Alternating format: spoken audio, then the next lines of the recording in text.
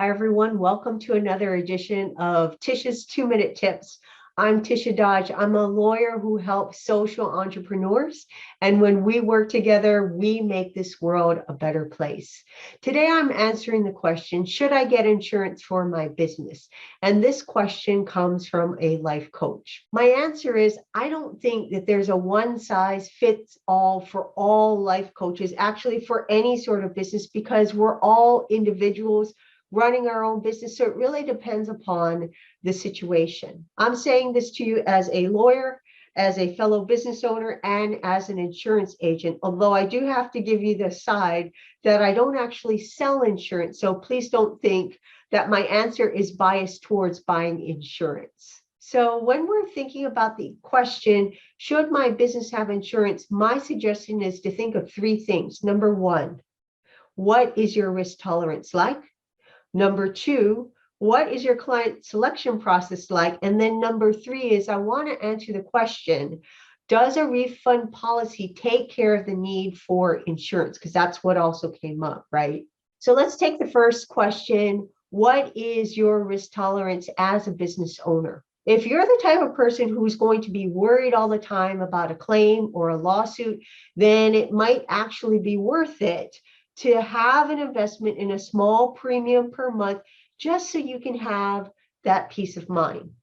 If you think the likelihood of a claim or a suit is so minimal, you're not going to think insurance is worth it. And I'll tell you, eventually you will resent paying that monthly premium. And so in that instance, I say having insurance may not be worth it.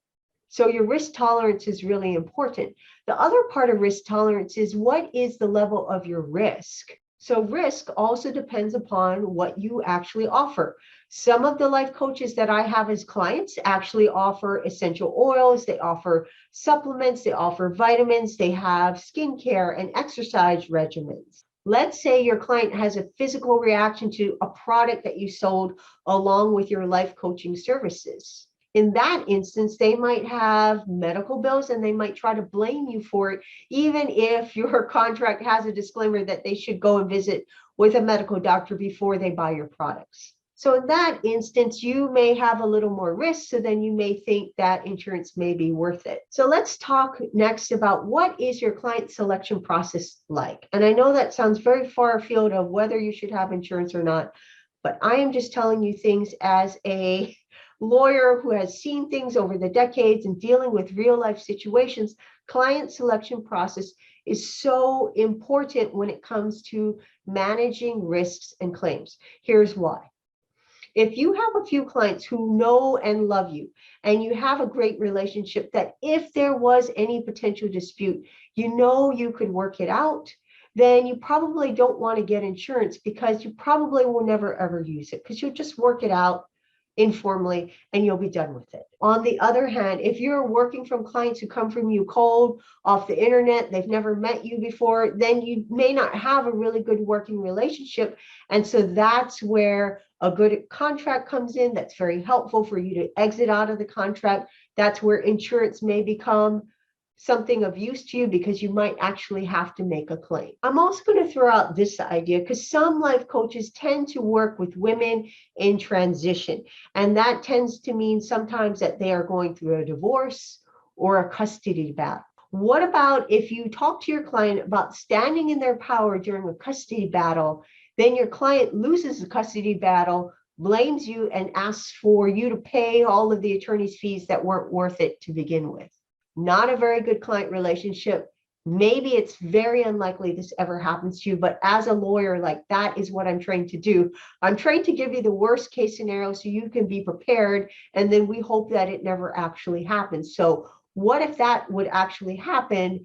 Then you would be thankful that there was insurance potentially to cover that sort of crazy claim. And then again, it goes back to your risk tolerance, right? If you believe that that's a very low risk, then it may not be worth it for you to get the insurance. So then let's talk about that third question. Does a refund policy negate the need for insurance? Apparently, maybe Martha Beck has said something to this effect. I don't actually know, but I'm going to respond to it as if that is a perception out in the marketplace, that if you have a refund policy, then you don't need insurance. I would respectfully disagree with this, as this is always true and it protects you from liability. Here's the reason why. A refund policy is intended to cover disputes with payment.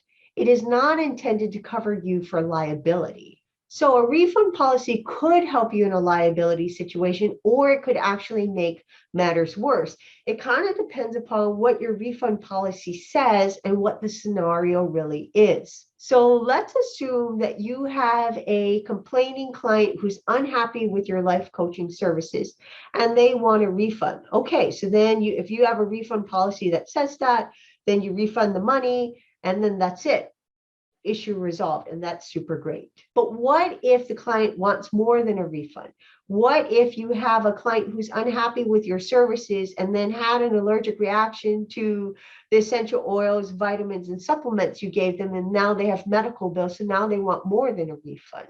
Your refund policy is not going to cover you for this, because that is not the purpose of a refund policy. It's intended to cover payment issues, not liability issues. Now, a good contract can help you navigate these types of situations, but it would be in different provisions other than your refund policy. And I hope I'm not inundating you with too much information, but I'd rather try to explain more than less and let you kind of think about it. The bottom line is, whether or not you should have insurance for your business is your decision. There's no right or wrong on this. It's just like Christine said in her Q&A, it's your business and you get to have your own preferences. So I hope this gives you a framework in which to kind of think it through for what you want for your own business. I hope you found this thought-provoking and helpful. I'll talk to you next time. Thanks.